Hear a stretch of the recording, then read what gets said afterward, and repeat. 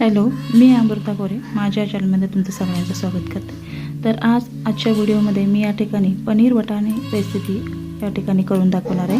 सगळ्यात आधी मी या ठिकाणी गॅसवरती कढई गरम करायला ठेवली आहे। कढईमध्ये मी या ठिकाणी खडा मसाला घेतलेला आहे। तमालपत्र, दालचिनी, जिरा, पांढरे तीळ अशा प्रकारे मी खडा मसाला या ठिकाणी कढईमध्ये व्यवस्थित असा भाजून घेणार आहे। तेल न टाकता या ठिकाणी हे सगळे मसाले मी भाजून घेणार आहे। मसाले हे भाजून झालेले आहेत आणि ते थंड होण्यासाठी मी या ठिकाणी एका बाउलमध्ये काढून ठेवणार आहे। तर मी पुन्हा एकदा गॅसवरती कढई गरम करायला ठेवली आहे। कढईमध्ये मी या ठिकाणी 2 ते 3 चम्मच होईल एवढं तेल गरम करायला ठेवले आहे। तुम्ही बघू शकता ते तेल गरम झालेलं आहे। तेल गरम झाल्यानंतर मी या ठिकाणी 4 ते 5 मोठे कांदे घेतलेले आहे आणि ते मी बारीक असे लांब पातळ अशी साईजनी मी या ठिकाणी हे कांदे कापून घेतलेले आहे आणि ते कांदे मी या ठिकाणी तेलामध्ये व्यवस्थित ब्राऊन कलर होईपर्यंत हे कांदे भाजून घेणार आहे। हे कांदे व्यवस्थित भाजत आलेले आहे। आता कांद्याचा कलरही चेंज झालेला आहे। तुम्ही बघू शकता आपले कांदे भाजून झालेले आहेत। आता तुम्ही बघू शकता आपले कांदे भाजून झालेले आहेत। त्यानंतर मी पुन्हा एकदा या ठिकाणी गॅसवरती कढई गरम करायला ठेवून त्यामध्ये थोडंसं तेल टाकून या ठिकाणी मी 2 ते 3 पिकलेले लाल टोमॅटो घेतलेले आहे। ते सुद्धा मी बारीक अशी पातळ अशी लांब टोमॅटो कापून घेतलेला आहे आणि ते सुद्धा मी अशा प्रकारे तेलामध्ये व्यवस्थित फ्राय करून घेणार आहे।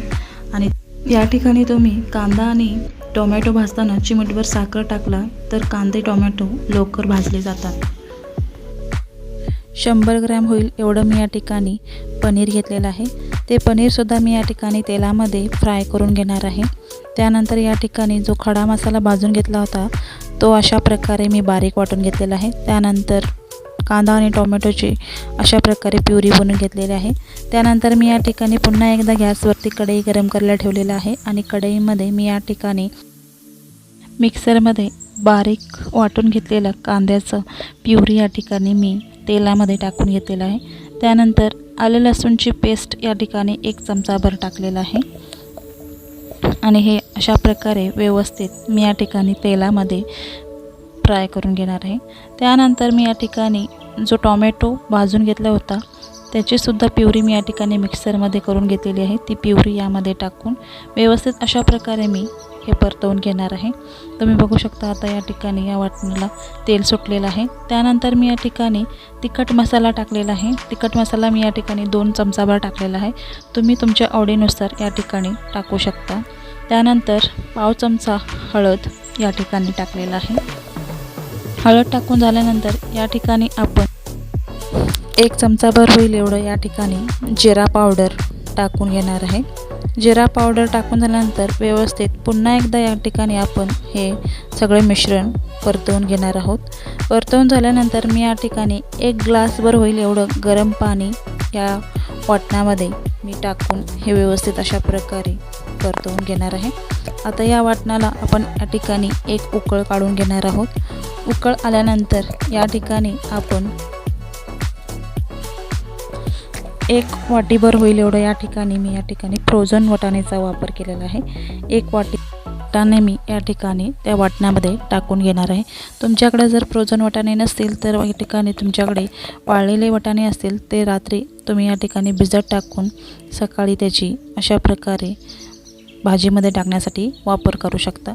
त्यानंतर मी या ठिकाणी फ्राय केलेले जे पनीर होते ते पनीरसुद्धा या ग्रेव्हीमध्ये मी टाकून व्यवस्थित अशा प्रकारे परतवून घेणार आहे। आता तुम्ही बघू शकता या ठिकाणी जास्त वाटण किंवा जास्त मसाल्याची वापर न करता या ठिकाणी आपण पनीर वाटाणे घरच्या घरी अशा प्रकारे ट्राय करू शकतो। आता मी या ठिकाणी चवीनुसार मीठ टाकून घेणार आहे आणि व्यवस्थित अशी 1 उकळ काढून घेणार आहे। भाजीला उकळ आली की मी या ठिकाणी बारीक कापलेली कोथिंबीर या ठिकाणी सर्व करणार आहे आणि अशा प्रकारे मी या ठिकाणी पनीर वटाणा रेसिपी बनवण्याची एकदम सोपी अशी पद्धत या ठिकाणी मी तुम्हाला दाखवलेला आहे। तुम्हाला ही रेसिपी कशी वाटली सांगायला विसरू नका। व्हिडिओला लाईक आणि चॅनलला सबस्क्राईब करा आणि कमेंट करा आणि ही रेसिपी एकदा तुम्ही नक्की ट्राय करा आणि नवीन रेसिपी बघण्यासाठी तुम्ही या ठिकाणी बेल आयकॉनचा बटन प्रेस करा। पुन्हा भेटूया नवीन रेसिपीमध्ये. तोपर्यंत नमस्कार.